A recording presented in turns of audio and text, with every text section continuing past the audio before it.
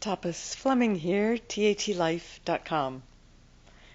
Are you taking care of aging parents? I remember when I moved in with my mom, she was losing her vision, and my family decided we'd move in and help take care of her. And I thought, oh boy, this is really going to bring up all the unresolved stuff I have with my mom. And it sure did. And I was sure glad I had TAT, because whenever something would come up like, why didn't you protect the kids more when Dad was angry, Mom? Or whatever it was, I could do TAT about it. Or, oh my God, Mom, why don't you speak up for yourself? Come on, Mom. Never happened in her life.